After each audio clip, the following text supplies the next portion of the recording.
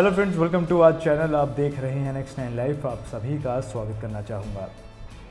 तो रिया चक्रवर्ती की मुंबई में 2 प्रॉपर्टीज़ हैं। इन प्रॉपर्टीज़ की अगर कीमत आंकी जाए तो लगभग 1.5 करोड़ से ऊपर आएगी। इसके बावजूद कि रिया ने पिछले 9 सालों के अपने करियर में एक भी हिट फिल्म नहीं दी है। आपको बता दूं कि उन्हें बॉलीवुड में 9 साल हो चुके हैं, या ऐसा कहें कि एक्टिंग करते 9 साल हो चुके हैं, लेकिन इन 9 सालों में इनकी 8 फिल्में अभी तक रिलीज़ हुई हैं। कुछ फिल्मों में इनका बड़ा रोल था, कुछ फिल्मों में इनका छोटा रोल था। ये सभी फिल्में कुछ खास कमाल नहीं कर पाई। इसके बावजूद रिया चक्रवर्ती जो है वो 2 घर की मालकिन है, वो भी मुंबई जैसे बड़े शहर पे। तो ऐसा कैसे पॉसिबल हुआ, इसी के बारे में बात करेंगे आज की हमारी स्पेशल रिपोर्ट में। इस वीडियो में मैं आपको रिया से जुड़े और भी कई तमाम किस्सों से रूबरू कराऊंगा। तो चलिए शुरू करते हैं आज की ये वीडियो।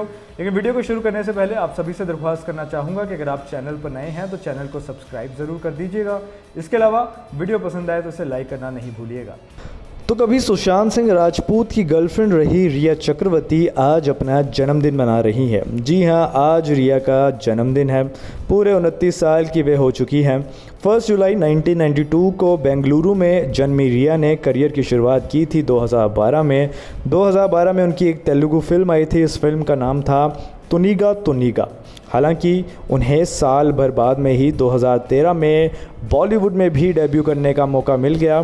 ज़्यादा वेट नहीं करना पड़ा और बहुत जल्दी इन्हें एक बॉलीवुड की बहुत बड़ी फिल्म मिल गई। इस फिल्म का नाम था मेरे डैड की मारुति।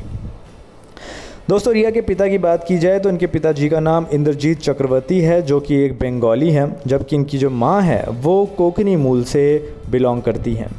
रिया चक्रवर्ती के ओवरऑल करियर की बात की जाए तो उन्होंने 9 साल के करियर में कुल 8 फिल्में कर ली है।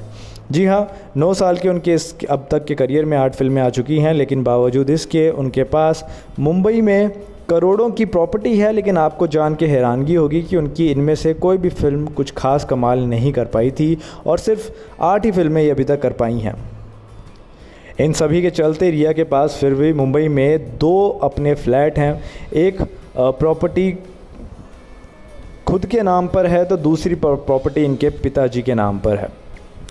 दोस्तों, आपको बता दें कि मीडिया रिपोर्ट्स के मुताबिक रिया के पास अपने नाम की एक प्रॉपर्टी है मुंबई में। ये प्रॉपर्टी मुंबई के खार में करीब 1 लाख रुपए की होगी, जिस पर 60 लाख रुपए का हाउसिंग लोन भी है। ये प्रॉपर्टी 550 स्क्वायर फीट पर फैली हुई है और ये रिया चक्रवर्ती के नाम पर है। इसके अलावा जो दूसरी प्रॉपर्टी है वो रिया के पिताजी के नाम पर है। इसे साल 2012 में ख़रीदा गया था और 2016 में इसे पोजेशन मिल गया था। इसकी कीमत भी लगभग 80 लाख रुपए के आसपास आंकी जाती है। ये रायगढ़ के उल्वे में स्थित है और 1130 स्क्वायर फीट में फैली हुई है। तो ये 2 प्रॉपर्टीज़ रिया के पास हैं। इसके अलावा रिया चक्रवर्ती के पिता आर्मी में डॉक्टर थे, जबकि उनकी मां की बात की जाए तो वो एक हाउसवाइफ ही थे। आर्मी में होने की वजह से रिया की स्कूलिंग अम्बाला कैंट के आर्मी पब्लिक स्कूल से हुई है। रिया का एक छोटा भाई भी है जिसका नाम शोभिक है। अभी हाल ही में कई जो ड्रग्स के मामले थे उसमें भी इनके भाई का भी काफ़ी नाम आया था। इनफैक्ट इनका भाई गिरफ्तार भी हो गया था, हालांकि बाद में उन्हें बेल मिल गई थी।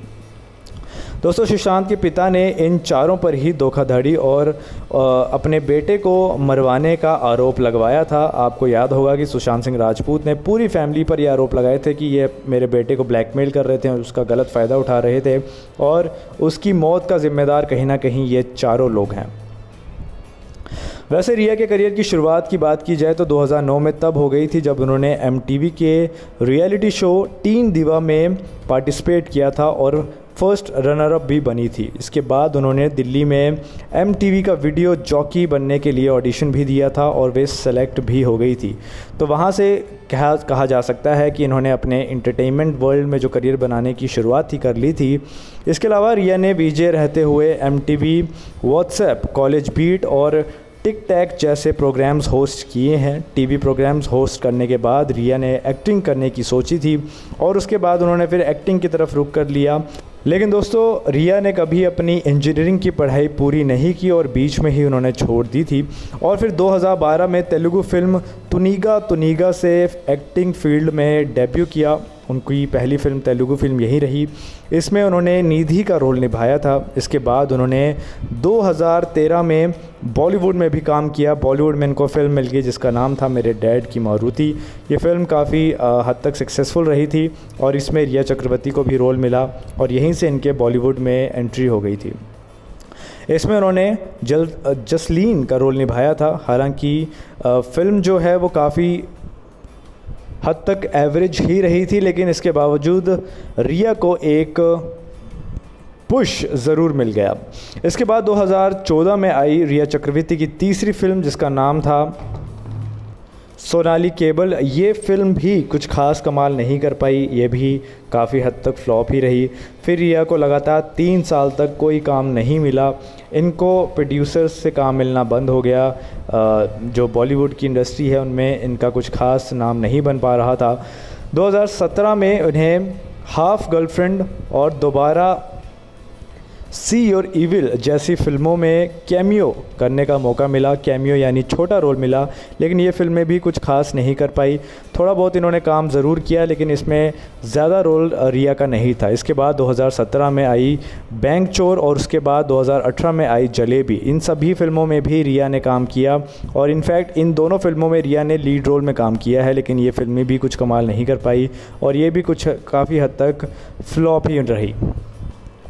अब दोस्तों हैरान करने वाली बात यह है कि रिया ने पिछले 9 सालों में यानी 2012 से 2021 तक अभी तक 8 फिल्मों में काम किया है। इन 8 की 8 फिल्मों में वो कुछ खास कमाल नहीं कर पाई। काफ़ी हद तक ये सारी फिल्में ही फ्लॉप रही। हालांकि रिया की अगर टैक्स रिटर्न की बात की जाए और उनके पिछले साल की टैक्स रिटर्न की बात की जाए तो उनकी सालाना कमाई लगभग 15 लाख बताई जा रही है। तो उन्होंने 15 लाख रुपए पिछले साल ज़रूर कमाए हैं। ये प्रॉपर्टी रिया ने कैसे बनाई, इस पर भी दोस्तों जांच हो रही है। उन्होंने अपनी इस इतनी कमाई में ही इतनी बड़ी बड़ी प्रॉपर्टीज़ कैसे बना ली, ईडी इसकी जांच कर रही है। इसको लेकर जो है रिया चक्रवर्ती अभी तक घेरे में ही है। इसके अलावा भी रिया पर सुशांत के 15 करोड़ रुपए हड़पने का भी आरोप है। ये भी उन पर आरोप है और इस पर भी जांच हो रही है। इन जांच के क्या रिज़ल्ट आते हैं ये देखना काफ़ी इंटरेस्टिंग होगा। फ़िलहाल के लिए आज की वीडियो को यहीं ख़त्म करूंगा। उम्मीद करूंगा आपने इस वीडियो को एंजॉय किया होगा। ऐसी तमाम वीडियोस के लिए हमसे जुड़े रहिएगा। फ़िलहाल के लिए दीजिए इजाज़त। नमस्कार।